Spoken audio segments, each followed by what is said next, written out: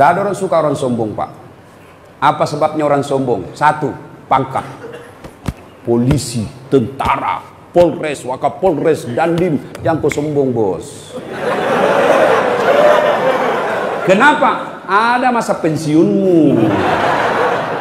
Begitu kau pensiun, suka tidak suka, mari tongkat komando, kasih orang lain, bos.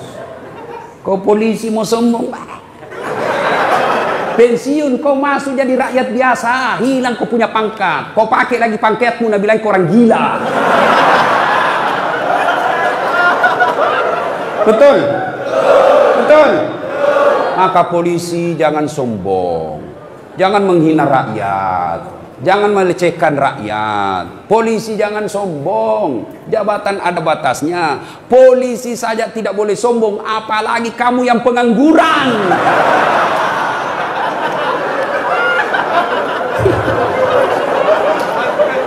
Polisi saja penegak hukum tidak boleh sombong, apalagi kalian rakyat biasa.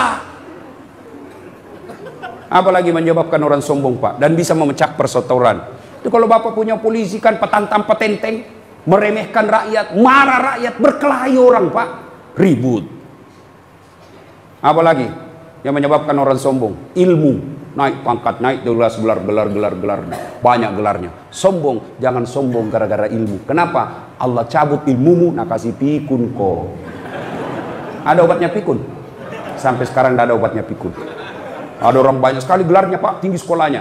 Begitu mulai tua, diprotes sama istrinya. Pak, biasanya kalau kau mau pergi mengajar di kampus, kau cium-cium jidatku. Ini sudah hampir 2 minggu, kau tidak pernah lagi cium saya. Langsung dia bilang suaminya, astagfirullah. Berarti siapa saya cium selama 2 minggu?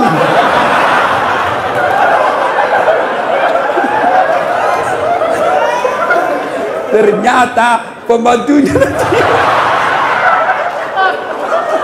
Jangan sombong. Kalau Allah marah nak kasih pikun kok. Tidak bisa kau bedakan mana istri mana pembantu. Jangan juga modus. Mentang-mentang sudah dengar ceramah begini, pura-pura pikun. Didapat di kamar sama pembantunya, didapat sama anaknya. Kukira mamamu nak.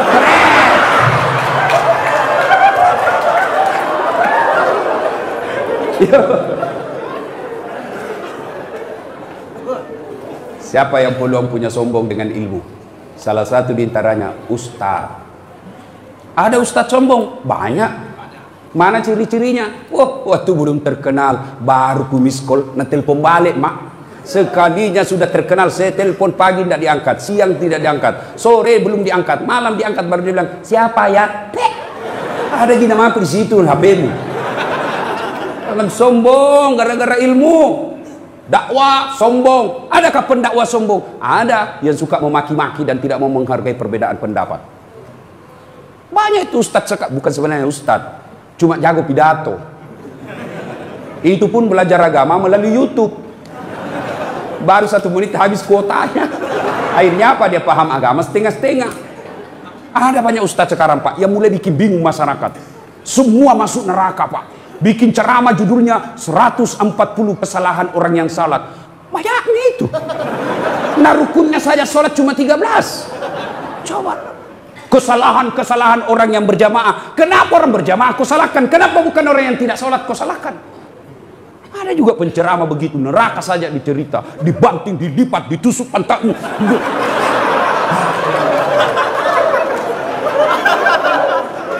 Itu saja ceramahnya, Pak. Bida-bida saja. Bid'ah masuk neraka. Nenekmu punya neraka. Nabi saja dakwah luar biasa. Datang orang, ya Rasulullah, saya melanggar. Apa pelanggaranmu? Saya berhubungan suami istri di siang hari bulan Ramadan. Nabi bilang, wah, besar dosamu, bos. Maka kau puasa 60 hari berturut-turut. Berapa ya Rasul? 60 hari. Ya Rasulullah, 30 hari saja saya kecolongan. Apalagi 60 hari, tidak mampu ya Rasul. Kalau begitu kau kasih makan fakir miskin 60 di kampungmu. Berapa ya Rasul? 60. Ya saya orang miskin ya Rasul. Dalam hati Nabi, ini sudah miskin melanggar lagi.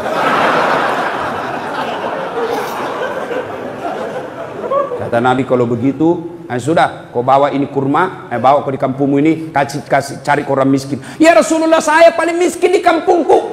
Ini juga paling miskin lagi begini. Apa Nabi marah? Tidak. Nabi bilang, ya sudah, kau makan sendiri itu kurmamu.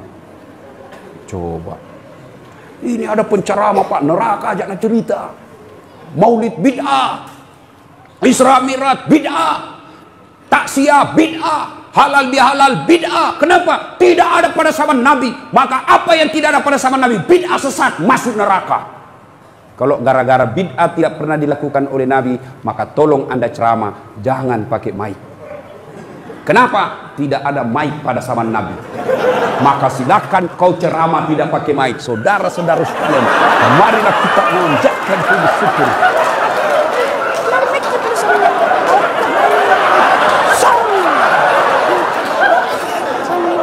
Iya toh?